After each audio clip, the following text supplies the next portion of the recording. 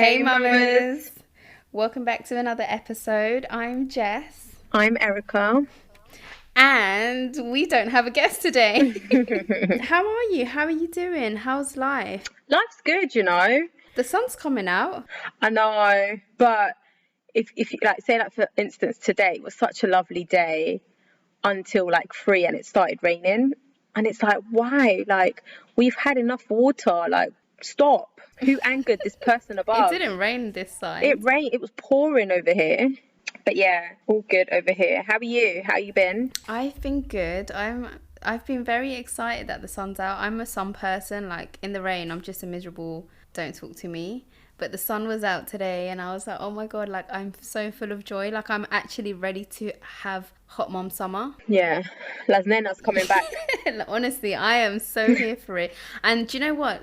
Like the past 2, 3 weekends, I swear we've been doing something. And I feel like, shit, this is the reality of the real world. Like how much money you spend. Even though before you were just spending it on like next day delivery and stuff. And Amazon drivers must be like, oh my God, this house again. But now actually being Yeah. out, it's a whole different thing. Like I'm going out this weekend and I'm like, shit, I don't even think I can afford it, but I think I deserve it, you know? Priorities. No, yeah, definitely. And I think with everything opening up, you also get like, oh, you know, like I haven't done this for a year. So you assume, well, technically I shouldn't have spent that much money. So, you know, I can like, maybe I'll find like money in my jackets that have Yeah. been stored away that haven't been used. Yeah. Maybe God will shine a light on one of them and £100 will appear or something.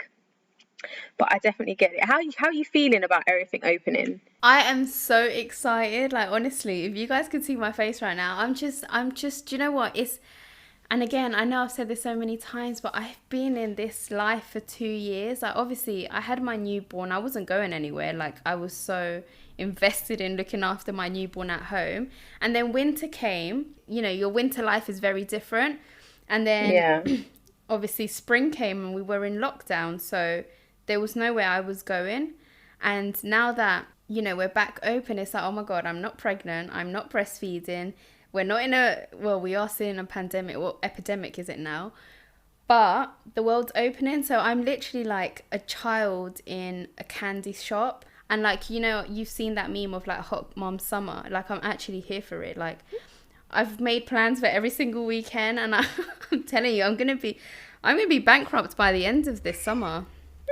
But I think I really, I think I really need it. And I think for me, like if I'm putting my cards on the table, it's like I've gone through very horrible 5, 6, 8 months, and I feel like the world's open at the right time. And I feel like I was the person at work that they'll be like, Jess, let's go for drinks, and I'll be like, oh no, I've got plans, I'm so sorry, I have to go home. And like I took it for granted that we could have a life. Yeah, And absolutely. so now I'm like, invite me to anything, I'm coming, I'm there. It's a must. What about you though? I mean, I'm in two minds. Because you're quite a homebody, aren't you? I am. I love being home, and I mean, like, I'm different to you in the terms that you've been like, oh my God, I need to get out of this house. Perhaps because you had a newborn and that was kind of like your thing, you know, like you that's all you knew at that point. Whereas me, this past year, and I know, like, I've mentioned before how difficult it was at the beginning with the pandemic, obviously dealing with kids and just all of that. But for me, it's kind of like I've gotten used to this. This is my new normal. And for the most part, I don't know, like, I feel like before I complained, and I'm talking more work related stuff. Yeah. And that's why I say I'm in two minds, because work has said, oh, you know, maybe we want to open. And, you know, you feel like that pressure, like you have to go back. And if it was for me, I would never go back. The thought of getting on underground literally sends me to tears. Like having to use the mask and like you've mentioned already, the sun coming out. So imagine Yeah. in a stuffy train with people breathing on you. I just 10 out of 10 the worst thing possible. And I think for the most part as well, like there's people like you who are so excited for things to open up, and I am excited. That part of me is excited because my kids can be kids now and I can take them places. And I'm Yeah. the same as you, like every It's not weekend. just a dead park and like, Yeah. oh yeah, Or like you woohoo. can't hug this person, you can't go for play dates, you can't see your friends. So in that sense, I'm very excited because my kids can finally, we Definitely. can do what we had to do with them. So you can take them to theme parks. Well, it was half open and we were already at Old MacDonald Farm. Yeah, exactly. But it's that rush, and I think for me, if it was just me and I didn't have kids, I think I would have just stayed home, because I haven't rushed back into going to like a restaurant. Like I remember, like even if you call now, most restaurants are booked, and I'm like, sorry, but what is the rush of going out to eat? Yeah. Like you do know Deliveroo still exists. Yeah, but it's not the same though. How? Because How is it not the same? because at home you can't be having Deliveroo dressed up looking cute. You can. It's about setting You the atmosphere. can't. Of course you can. I mean, we did it for our anniversary, but still, like, where's the waiter? Like, here, my waiter's like in boxes and like with hairy head. That's better. Like you can't No. tell me that. So me and I Jess want to see went. the bartender's biceps like Nah. tense when he's shaking my cocktails. When we went out on Saturday, right, that we went inside Bar Bolivar, Oh yeah. like when we left And and then came back to the same bar, yeah. When we sat inside, like when we were screaming at each other because we couldn't hear. I don't miss that. I don't miss that. I really do not miss having to scream, and like I literally went home and my throat was hurting me and I was like, wow, I must have been screaming a lot, and I really talk really loud. So the music was so loud I couldn't hear Yeah. myself. So that intuition inside of me said, oh, they can't hear you, so you have to scream louder. But yeah, like just the PSA, like just because you are excited, and I'm not saying you, but I'm saying like, a person is excited, not everyone is going to be excited to go back to the new normal. This has Yeah, of become our course. new normal. Like I said, me having the flexibility to be able to take my children, both children, to school, pick them up, and have the flexibility to work around my kids, that's something that I wouldn't want to lose. But outside of work, like the weekend, you can have fun on the weekends. No, but this is where Like, does that not excite that's what I you? said, the balance. Like partially. yeah, like so I'm excited it's opening. However, still a bit scared because as much as I'm excited about everything opening up, the more things that open, the work's going to be like, well, we have to come back. So it's like, I'm happy about it in one sense, but in another, I'm kind of like, oh my God, can we go into another pandemic? So I can still, but I feel like it's because of that, because of the peer pressure that I feel as to my kids not being dropped off by me or me not being as present. I can take Joel swimming, I can take him to all his activities, I can be present with Caden. I'm not going to have that, and I wouldn't have had that had coronavirus not existed. So I think for me, losing that part of the pandemic and everything going back to some sort of normality in terms of like workforce, and I don't know, like it really makes me anxious again, going on trains and stuff. Like I don't know, it's just not for me. I think a lot of people will agree with you there again, like because you've come from being a working mom, rushing to get the kids home and make dinner and put them to bed, to now being able to be there 100%. And then now that's being taken away. It's like you've been given a bit of paradise and now it's like being taken away. So I think a lot of moms will definitely agree with you on that. And as you said, like for me, it's like it's all I've known with a child, so I don't know any different to like, oh, is this what it is to say bye to my child at 8 a.m. and say hi at 6 and put him to bed. Yeah, exactly. And like I've mentioned before, like my life pre-COVID was literally running to take one kid, running to take the other kid, and then running to pick them up after work, come home to make dinner, and then I spent literally like what felt like an hour with them, and then they had to go to bed to wake up early the next day. And again, that for me, I don't know, I almost feel like whenever I think of it, like my heart aches of that being taken away from me. And again, it's that like you almost wish that workplaces will reconsider and see, you know, we can do our work from home, giving like parents the flexibility to be able to do these essential things with their children. Do you Because think they'll pick up on this? no, I think it's like a phase. So like my workplace has taken on that we have like this recharge Friday. So Fridays have now become half days. And like we all have a choice, you know. I'm sure all companies that it's not by force you have to go back. That's limited. So they will put in place, say like this month it's by force you guys have to come into the office, because again you need to think financially they have these offices, these buildings that need to be filled. So in that sense I understand, and I'm not taken away from the fact that we do eventually have to go back. However, it would be nice for the people to be more flexible in the sense of how we work. Because it's been proven, you know, we can do our work outside.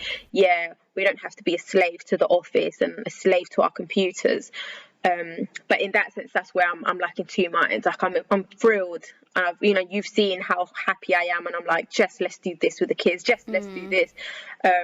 And obviously I'm happy, but also being happy makes me scared if I get too happy, and then the time comes where like, well, you know, June 21st is here, everything's opened up, everything's gone back to normal, cases are really low, go back into the office. What happened with this Indian variant? Was that fake? No, it's still around. That area, Hounslow? Yeah, Hounslow. Yeah, so there's a lot of Asians around there, and apparently it's really high in that area. But you know what? I feel like these variants are just going to come continuously. I think that even like past June 21st, I think we're going to go into like mini lockdowns, like, you know, prior to like this last lockdown that we were like in borough lockdown, so this borough couldn't go into that borough and stuff like that. Oh yeah, like tiers. Oh, I definitely think that we're gonna go back into that. So today I got a text message. I got a text. It said that I was priority to get a vaccine. I don't know, but it was like, you have reached the top of the queue and are a priority for getting a free COVID vaccine. Like, why am I a priority? Am I dying? Is there something that we don't know? Clearly, if you're a priority. Like, see, that's another thing. Like, I've been vaccinated. My child is vaccinated. I am not going to get the vaccine until it's literally stopping me from doing things that I love. Well, this is what it is going to stop you from doing that, the main thing you love, which is traveling. So once you want to commence that, you're going to have to get a vaccine, which is going to be like tomorrow. But do you think, I mean, I wouldn't commence it tomorrow because you have to pay like what, 1,500 to quarantine and all this nonsense. But do you think we're going to have to quarantine like in December? Like if I travel somewhere to like receive 2022, do you think at that time there's still going to be like the red countries and of course. Do you think this is just ongoing? Yeah. Or do you think? Of course, and especially if you don't have the injection thing, they're gonna be like, you're like a walking coronavirus. Like, you know that green emoji, that's you. Yeah. To the rest Ghastly of the from Pokemon. Literally. Are you gonna get vaccinated? Moot is vaccinated. Vaccinated. You can't even talk. It's not even spelling now. It's talking. Oh, for fuck's sake. Again, two minds. Like, I'm just very scared, and I was talking to a friend about this today. I was like, because he posted that message you just read on Instagram. So I was like, oh, Marlon, it's time. And he was like, nah, fuck that. I want to wait at least 2 more years. And I did say, and I was like, but, you know, we won't be able to fly. And then he was like, well, then that's just a risk I'm going to have to take, aren't I? Or go to good old Butlins or whatever. But like I said to him, it's kind of that thing. And there's a lot of memes that in like 10 years time, there's going to be an advert PPI. You need compensation, because if you took this vaccine in 2021, you need compensation. And literally, that just goes on in my head. All right, so let me ask you a question. Do you not feel shit that you allowed your parents to get it done? I mean, not allow, like to say they asked for permission, but they've got it done. And you're not going to get it done until you have to by force. Well, no, I don't feel like shit because that's their decision. I told them not to. I literally said I was mind fucked my mum, and I was like, Mum, le va a salir otra pierna. Like, you're going to get hairs everywhere and turn into a monster. Yeah. And I was really scaring her, and I would just, like, send her all these, like, you know, that magnet thing? Oh, yeah. I even told her last time, I was like, Mum, they injected you with chips. But no, it didn't work on her. So I think maybe because of their age as well, they just thought, fuck it. And I'm assuming they were tired.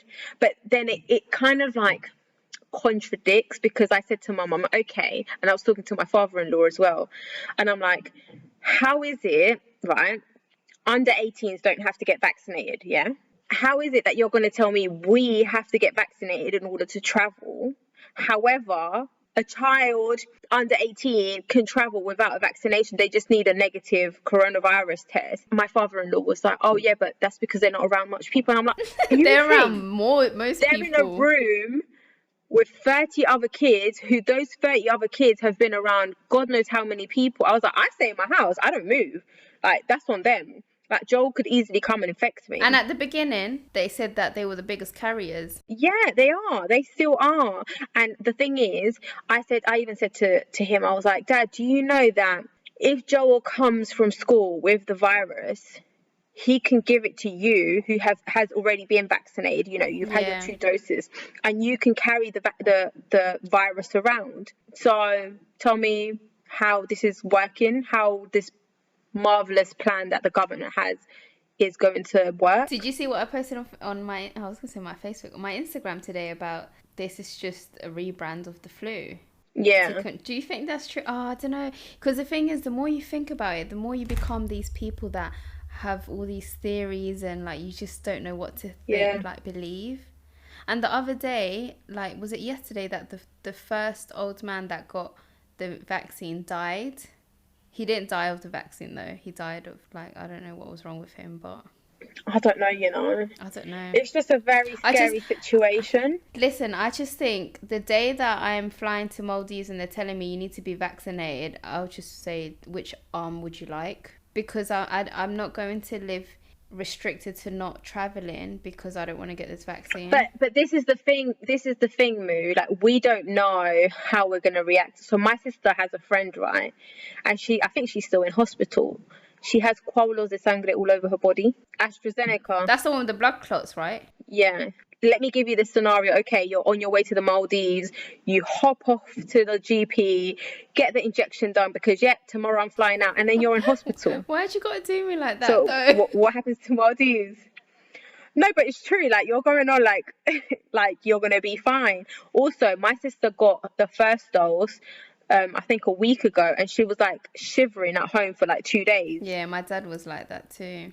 I don't know. I think we just have to see. In theory, I don't think I have a reason not to, apart from like, why is this being enforced onto me? This is where it gets like, it's fuckery, because if you look back to the beginning of the pandemic and when the whole vaccine theory came in, they said it was a choice. It was your choice. Just the same way that you yearly get called that, oh, Leo needs his flu jab, you need your flu jab. It's a choice. I remember last year, I got sent like 7 letters for Caden because he needed his flu jab. And I was like, kindly decline. You can do that. My dad was applying for a job the other day, and in the application form, they now ask if you've got the vaccine, and you have to put down like some number shit. So it's like, are we not going to be? So if I get fired from my job, I'm going to be forced to get this vaccination. So it's not only going to, like, you're depriving me from being able to fly out. Like, I get that part. Not every country is in the same level of, protected kind of thing. But you're now telling me that in the country that I've been, and I've never had coronavirus, now I have to get a vaccine to have a job. Why? Yeah.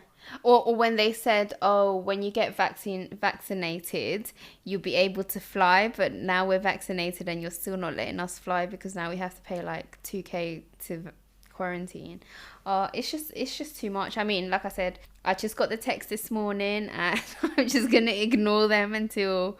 And again, like I just think it's because you hear so many things. What choice do I have? Like, is it not my human right to decline this and I don't want it? Why can't I just... Well, I don't think it's your human right. Then it's the chip that they're putting inside us then. I really don't know. But it's, you just have a lot of questions. And again, I don't really have something... Like a strong point as to why you don't. Yeah, I don't. I just want to stand on my ground. I was going to... Even my friend from work, she's just like, Erica, just get it. Because I remember I was speaking to one of my managers and I was like, yeah, I'm not vaccinated, so I can't go into work. I'm very scared. I might get coronavirus. But then she's like, you're so stupid. Like, you're going to get offered the vaccine and you're going to say no anyways, so you don't want to come back to the office. And I'm like, well, that's the whole point, stupid. Like, there's only ever so much I'm going to be able to, like, decline. Because I'm sure, like, in 2 years' time, when I don't want to go to the office, they're going to be like, they're like on, like, 5-year-olds now and they still haven't offered you an injection. Imagine 5-year-olds. Like, everyone's getting vaccinated, even the pets, even your goldfish. Speaking of that, what do you think the youngest age group, how old the youngest person is that listens to this podcast? Like, do you think these people laugh with us when they're listening? Have you ever asked yourself this? Not really, no. I wouldn't think young people listen to our podcast, and if they do, I apologise in advance because we're very rude. Like, I've even said that Ollie sucks my tits in here. No, but I mean, I'm talking like 18-year-olds. That's still very rude. Not for an 18-year-old. If you're pregnant, they're probably ruder than you are. And also, like, what do they do when they listen to us? Like, what are they doing right now? They must think we're briefcase wankers. But we are. Yeah, true. I mostly listen to it because I want to hear in case I've just fucked up the editing. I'm really on edge when I'm cooking and I'm cutting the potatoes and I'm hoping not to cut my fingers. And I'm thinking, I wonder what they're doing right now. Like, are they walking, jogging, cleaning the house? And if they say, oh my God, yes, me too. Well, I mean, we've got a lot of messages with people laughing at us. I don't think they laugh with us. They laugh not with us. Yeah. And a lot of people saying how that, yeah, I've been through that and blah, blah, blah, blah. So I think some people do resonate with us. However, I don't think they laugh with us. They just laugh at us. Mama, I love you. A lot of you guys might know we're starting our journey as pole dancers. Yes, because we have a calling in life to become strippers. You really had to take it there. Melissa says we're quitting our job soon. We're quitting the podcast to start strippers. My stripper name is Cookie. Why Cookie? I don't know. It just sounds like me. I'm a cookie. Nice and crunchy. Oh, gooey in the middle. Yep. My name is Pearl. Why Pearl? Skin just like pearls. Like brown skin girl. I'm just I don't know. I really don't know. I just feel like I'm a bit smooth. I think a lot of people enjoyed watching our little video. And guys, let me tell you, it was such an amazing experience. I think we didn't know what we were walking into. No. And we came out and we were like, we really need to take this on. What were your thoughts before you went in through that door? I thought it was going to be very basic because I thought, because of health and safety reasons, would they really make us slide and swing on the poles when it's just a taster session? So I thought they were going to teach us how to like move around it, but not actually jump on and slide like firemen. I felt the same. I remember like in the morning, so we had to be there for like 12, and I remember like 11 I was like messaging the girls and I was like, I'm still in PJs. Melissa at this point was probably there already and Jessica and me were like, oh, que pereza. So like we didn't even have breakfast because it was like literally, do we bath or do we have breakfast? But then when we walked in, I don't know, I just absolutely loved it. Like, I think it's one of like the best experience I've ever been on. I felt so sexy. And so powerful. And like, I could own this shit. Yeah. And I could literally visualize myself in Vegas or something, like shaking my ass in people's faces. I agree. I think I really loved it. I feel like I really needed it. And do you know what? I feel like a lot of women that maybe don't feel like themselves, or maybe feel like, because you know, like, look, we've been in lockdown for a whole year and we've been looking scrubbish. So being there, just the energy that was in the room, the teacher, and just doing the moves that we were doing just really made me feel like, oh my God, it's Jess. Like, oh my God, hey girl, I've missed you. And I feel like for me, it just, like you said, like it was just very powerful. And I feel like I went home that day thinking like, oh my God, I forgot I could be sexy, and like oh my God, I feel great. Yeah, definitely. I've been speaking to a few of my friends because I have other friends, of course. Must be nice. And I was like, oh my God, you guys need to try it. And one of my friends was like, nah, this is like as far as I go in a club. Clicking fingers. Yeah, like clicking your fingers and bopping. And then I was like, no, I was like, you definitely need to. I think it's like the vibe of the teacher as well. Yeah. Had she been a bit more like, then the experience would have been. But I think her charisma and her sexiness resonated on us, and we thought, yeah. And to be fair, like, I don't feel like anyone would walk into a pole dance class and be expected to stand there like a lawyer or something, or like a serious person, because you know, the whole act of it is sexy. It sensualizes your body. So But again, like you, like me, who have like been mums for what seems forever, and who have been in lockdown and not feeling sexy, Yeah. you know, we're wearing like mum buns and like food all over our clothes. We lose our sexiness because Yeah. we like you said, we forget that that's a part of Yeah. us. Maybe more me than you, but there's other people that maybe are not mums, but they just don't feel secure enough. Sensual, or Yeah, like they just feel like, oh no, it's a bit awkward. So in that sense, I do understand as to why they might feel like, no, that's not for me. But I think you should never say never until you try it. it'll bring you out of your shell. Oh, absolutely, absolutely. No, I actually cannot wait, and I can't wait for the firmness in our core. So guys, we put a poll up, or like a question box up, as we've had quite a few episodes now. I think like the majority of the episodes have been with guests, and we know you guys love it, and we also love it because they're just such interesting topics. But this has been long overdue. Jess and I always like, yeah, we need to do like a catch up of just me and you, but we never. We just get so excited and just invite more people on, and then we forget, oh, what about our episode? Like, wasn't this episode meant to like be airing in like March, and it's now June, and it's just about airing. So we're going to answer a few of the questions you asked. So how's your mental health? Before the pandemic happened, I was going through something really tough. It's obviously resurfaced during the pandemic, and I feel like I need a form of escapism. So before, obviously, like I could leave, but it's like, it was cold. Where am I walking to? Everything is closed. I can't even get a coffee in the coffee shop because it was closed. And then when they opened, it was like, okay, but it's raining outside and I can't sit indoors. So now it's like, I feel like I just need to get it out of my system. And I feel like, yeah, like it's my escapism. And it's not because of the pandemic, because I feel like the pandemic was, for the most part, quite positive. You know, we started the podcast, and had it not been for the podcast, I don't think I would have. I think my mental health would have been in a worse state. I mean, now I feel like I'm picking myself up. I have been through like rough patches, and I do have down days, but just the usual. I do just try to remember that everything will pass, and I just really try to concentrate on the positive in life, which are my boys, and you know, they're healthy. I think as well, I've been like, I was very invested in like the Azalea story and stuff. So I don't know, like I just feel like, although I didn't know her and I don't know Saf or Ashley personally, I just felt very touched by what they went through. You know, we were talking about his speech the other day. So it's just that in itself, because you almost put yourself in their shoes, and like you try to imagine, you know, your kid being taken away. And I don't know. I think that's like one of the biggest fears of my life, losing my children. Yeah, I'd say like I'm okay at this point. I do have my highs and lows. Okay, so I think this question ties in with our conversation we were just having about pole dancing, and it's, have we tried our moves on our guys? So I actually had like a broken foot after pole dancing. I was like limping around, had the biggest bruise. But no, I haven't. I've got cock blockers at home. Oh my God. I Joel. was just going to say this.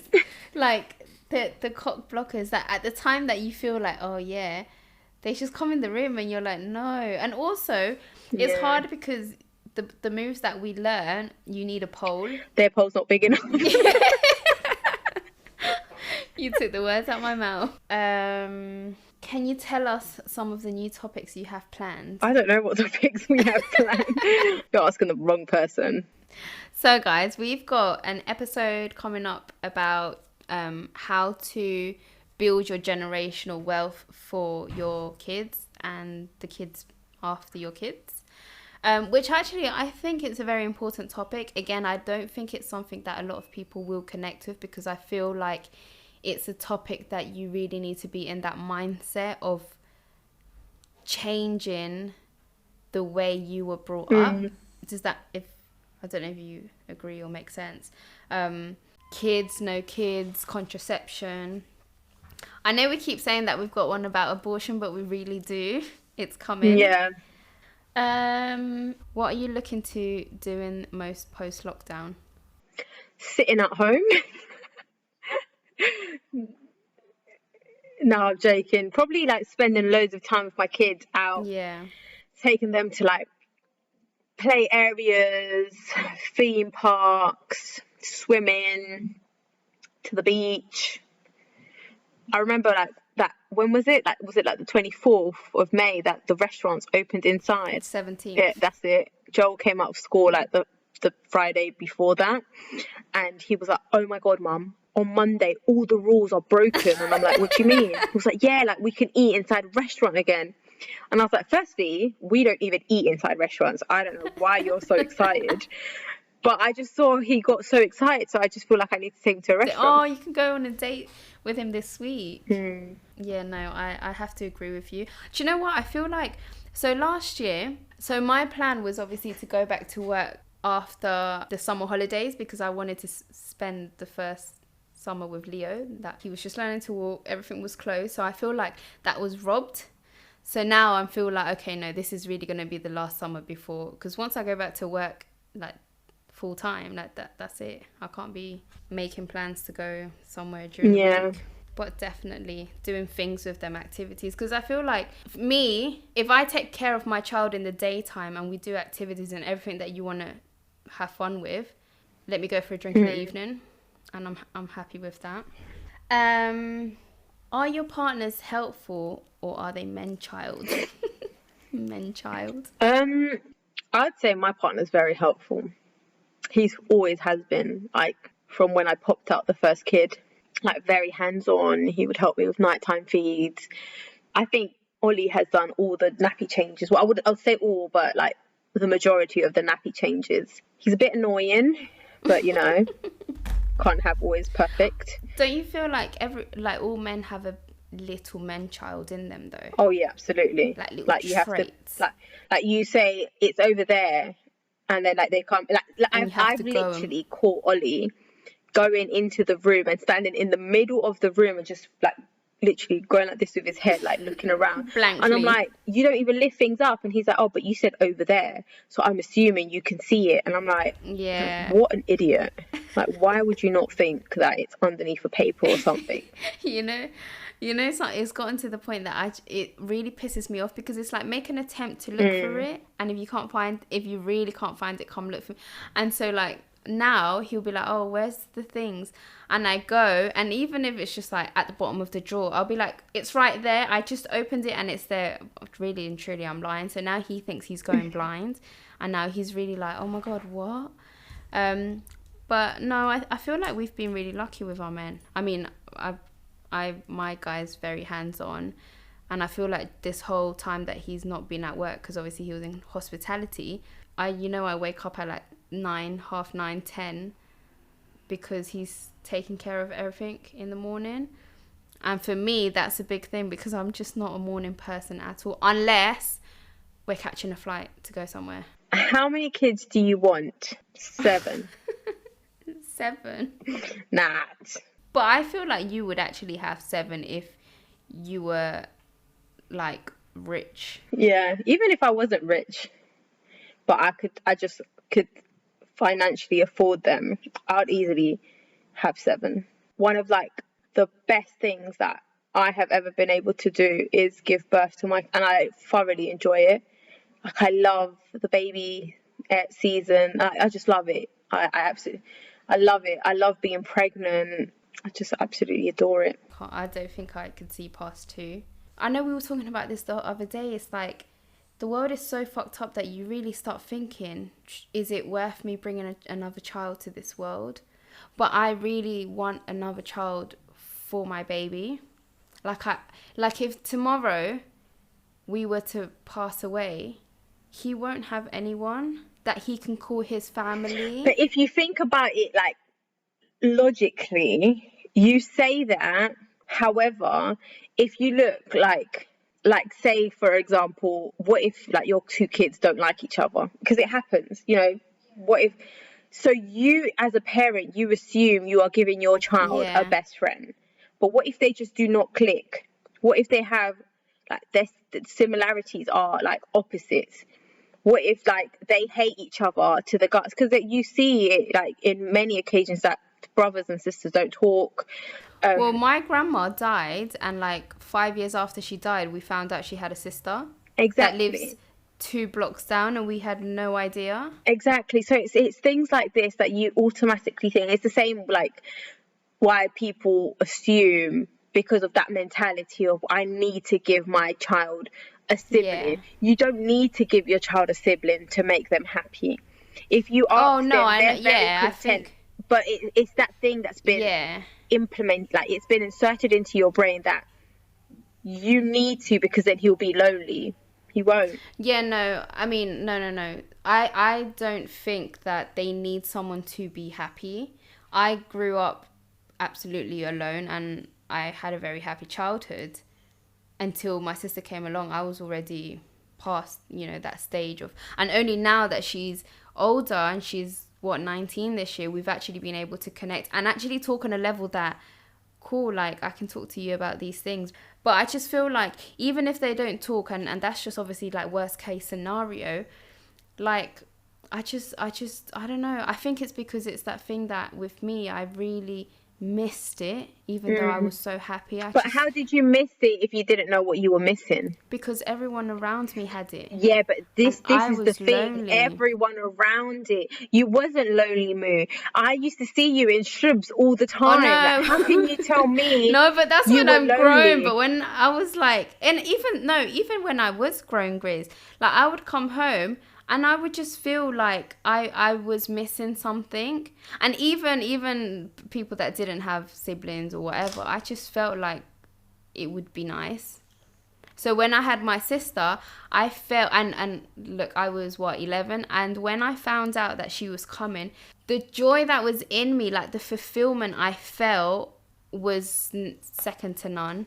Like I feel like, obviously Leo fulfills me more than I did at that point, But does it not scare you that obviously, like, postnatal depression exists and all this thing, and obviously we're not going to manifest this, but there is that thing where, like, we were talking about psychosis today, and I'm like, what if like you're perfectly healthy, you have a perfectly healthy bond with your child, and you're the best mother or version of woman you can be for this little person that depends on you, and then because you think, and because society has made it out to be like the norm of a person giving another or because I felt this way, my son's going to miss out on this, or you know, that's why so many people throw out the question, oh, you need the girl now, you need the boy. It's never sufficient. It's always, when are you going to give me more, but it's never like, how do you feel at this precise moment? What can you give your child? Like, people need to sit down and think, will I be able to financially be okay to raise X amount of kids without having to struggle? Like, let's take away all the benefits away. Like, this country doesn't provide benefits, because we need to be realistic. You know, our country, unfortunately, are very conservatives, and there's going to come a point where they're just going to cap all benefits, and people they just cap keep it now. No, well, exactly. They it gets find lower loopholes. and lower. Yeah, exactly. You're like, how are you richer than me? So you start thinking, okay, so many people are just popping out babies. Some maybe due to religion and stuff, and not being able to use contraception. But then you think, if it wasn't because of these like helps that I'm getting, would I be able to give my children what they need? Yeah. What if like my baby and I have like a horrible pregnancy, which we've heard stories, you know, that their pregnancy is awful and they can't even take care of their kid. As a mom, you already have that sunk in your head that you've missed out whatever, however many months you've had your head down the toilet, and then you have your child, God forbid it's like the worst scenario possible of like birthing, and then you get scared of it, and now you have that post-traumatic stress. It's just so much that we have to go through. But then you have the opposite, and it's kind of like what you say, it's like, but I want to have another baby, like not for anyone. And I think this is where my point goes in. You shouldn't have a baby for your baby. You should have a baby for you, because at the end of the day, it's your baby. You're not giving Leo a baby. It's your baby. Like, if you think you can manage it, I just don't like when people are like, yeah, I want to give my baby a sibling, but you don't know if they're going to get along. Like, what if like they hate each other or they constantly arguing, and you're the one that's going to have to suffer with this? So it's realistically, what are you capable of doing? Can you cope with all of this? But then if someone was to say, I need another baby to feel complete. But it's not to feel complete. It's not to feel complete, because then it will be like your baby doesn't complete you. This is what my point was saying. Like, if someone was to say, I want that baby to complete us and to complete me and be fulfilled, people will turn around and say what you just said and say, well, then is your child not enough? But then where is that line that it's okay to say you do want another baby for that? It's that, why do you need to make it acceptable for other people to accept what you want? If at the end of the day you want another kid, then you want another kid. You don't need to tell people, oh no, it's because of this reason. Like, it's the same as the women that say, I don't want any kids at all, and they don't even have kids. And we were talking about it this other day when with the surrogacy episode, when one of the requirements was you need to know that you don't want any more kids, and we said, how do you know that when you are pregnant you're actually going to think different? But I mean, I feel like it's a lot. There's a lot to both sides, because it is two valid points on both sides. And I think in theory, like we've always said, it depends on how you feel. In theory, is anyone going to pay for your child? And I think something else that's really important is, I feel like, and I've heard it a lot, men always try to say, oh, well, we need another baby, or like a man plans ahead of time, I hate we're gonna have like 5 kids. Like, first of all, you're not pushing out this baby. I hate that. Second of all, your life continues as normal, because as soon as those 2 weeks of paternity leave, you go off and you jolly off to work and do your own shit. You continue your life as normal. Who worries 24/7? The mum. And it's supuestamente because we're wired differently. We're not wired differently. I've just been given that burden of the worry inside, because that's just me, that's just the person I am. And again, because it's always been the man goes out to work and the mom stays home. Exactly. And even though we are still the moms that do go out to get the bread, that all of that is still surrounding that role as the female, as the mother. Because and again, it's the guilt as well. Well, I was going to say, do you think we take that on and we just let men get away with it? What do you mean? Like, so do you think we let men get away with it in terms of, oh, I know I'll do it faster and better and just... whatever. 100%. I'll call in work, and... So it's like our own fault, basically. Yeah, no, it is, 100%. And I've always said it, we're control freaks. And it's like, and then we complain and say, don't do it like this. It's literally that. Oh, don't clean like this. Oh, you're giving him the bottle wrong, you're changing his nappy wrong because you have a way of doing things. Or no, I bath the baby at this time. So fucking what? Let your husband, boyfriend, girlfriend do it at the time they want. They need a routine with that person as well. And like, babies are very smart. They will catch on and be like, oh, it's my, like Caden, like I promise you, Caden knows how to get out of the bathroom when it's with Camillo. So when he's with Camillo, he knows that he has to like flick his legs to dry. He tries to dry his body when he comes out with me, he like dripping wet, and he just knows that I'm gonna Yeah, like wrap him. roll him around the like they get it so Yeah. quick, but it's all about that routine. But if us as women, we're constantly on our guys' ear, like, no, you're doing it wrong, you're doing this wrong, they're gonna be like, well, there's no fucking point of me even trying. All right, so I'll put you guys as an example, or not you guys personally, but your situation. You both are at home in the evening, and you know that this is just normal. Why is it that you still have to tell your partner and anyone else that's in this situation what you're doing next week Wednesday night? Put it in your calendar when you know that he's going to be home 100%. Like, if we actually know that those 2 block of weeks you're going to be home for sure, why is it that we feel that we need to tell, oh, by the way, on Wednesday we're going for dinner after work or at 7 or whatever, whereas they can come on Tuesday or Wednesday morning and be like, oh, hey, I'm staying out tonight. Like, you feel like you have to know. Yeah.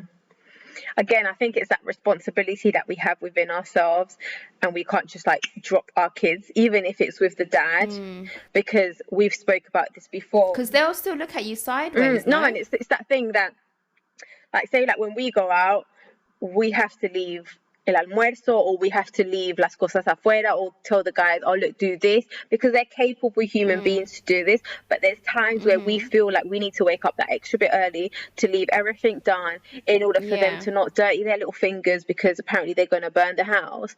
But to have it easier. Yeah, exactly. Whereas they leave, and because they know we're so in control, they don't worry about anything. Like, I know that when I'm not at home, I message Ollie like 1,000 times, and most of the time he ignores me, and it gives me anxiety because I'm like, oh my god, has something happened? The house is on fire. Literally. But he's fully capable of like doing these things. But I don't know, I just feel like as women we like belittle our men, and again we're like, it's like we're raising men child, and we're not giving them the trust, really. Yeah, like, I don't know, it's just like we almost feel like they're not capable enough to do this, and we weren't capable because we don't, just because we carry the baby 9 months, it doesn't mean like, oh yeah, we know what to do. No, like it just comes, like, and it's common sense at times, but definitely. So yeah, Jess 2, so her final one, maybe it's that was twins. a long answer. Oh my god, no, shut up.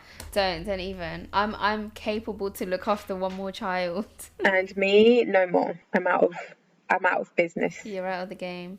So another one is, how long have you been friends for? I'll be there for you when the rain starts to pour. I'll be there for... I don't actually know, to be honest. How long have you been with Ollie? 10 years. Then that's how long. Yeah. Have we ever stopped talking? Yeah. I think we have, a couple times. Jess is a bit petty. I'm not petty. Oh my god, I remember that time that we stopped talking right at the beginning and we made up in the club. Oh yeah, that we had like the longest conversation. And then when we came back to the main dance floor, everyone was like, all right, we're going home now. We're like, what? Where's the party? We just missed it. 10 years. We have to celebrate our anniversary. I know. I don't remember my own anniversary. Yeah, I wouldn't know when that is. But yeah, our friendship has had highs and lows. I think I feel like everyone has like disagreements and stuff, but I wouldn't say that we've ever gone hating each other. Like, I've had other friendships that I know have gone like sour, and I don't like, but you know, it's one of those ones where you just don't really care, so you don't try. Whereas I feel like Jess and I have gone like cold with each other, but then we like get this like, we're like, oh, I hope she's okay though. Yeah.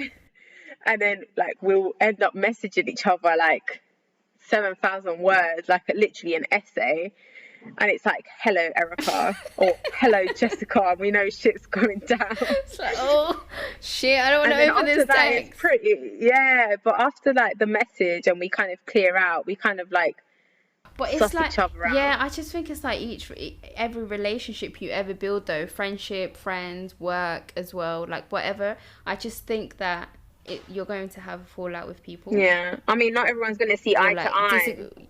Yeah, exactly, and it's just coming to terms with everyone thinks different and has different opinions, and even though sometimes their opinion is a bit like, wow, I can't believe you're that type of human, but I guess you just, like you said, if you really care, then you just kind of see through it and compromise as well. Yeah. And I mean, if we look at our own relationships, we've probably had like deeper arguments with our men than we have like between us two. Yeah. And we're going strong. Like Jess has been with her man like 100 years. It's been 84 years. I have a few questions for you. I'm ready. Hit me. Would you rather send nudes to your boss or to your parents? To my boss. Wow. Oh, remember the sucking dick in the interview? Where? No, not you, obviously, but we were saying, because Jess and I were having a chat. Oh, we've got a hot episode coming for you. And just how difficult it is for women in the industries. But yeah. So, would you rather sneeze every time you orgasm or orgasm every time you sneeze? Orgasm every time I sneeze. That is awkward though. Imagine your son's on top of you and you're like, oh. But that feeling, imagine having an orgasm 2-3 times a day living. You'd never be stressed. You wouldn't have any tension. Would you sneeze every time you orgasmed? No. Exactly, and you got 2 kids. Would you rather get spanked or do the spanking? I like a bit of both.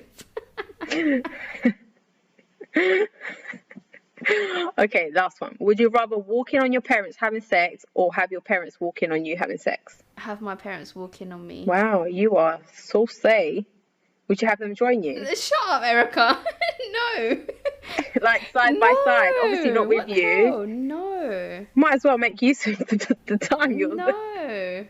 The only time that I've had sex in a room with multiple people was Amsterdam. Wow, I remember that. And on that note, guys, Mama's Code out. Mwah. Mama's Code.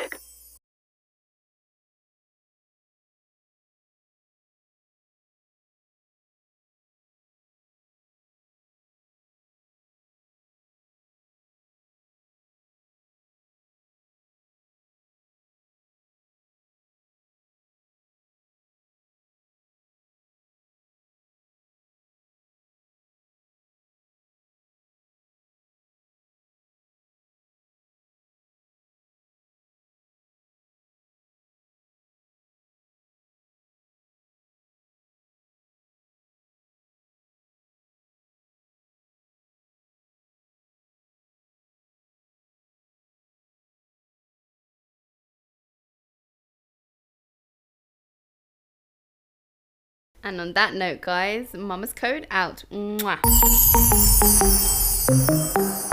Mama's Code.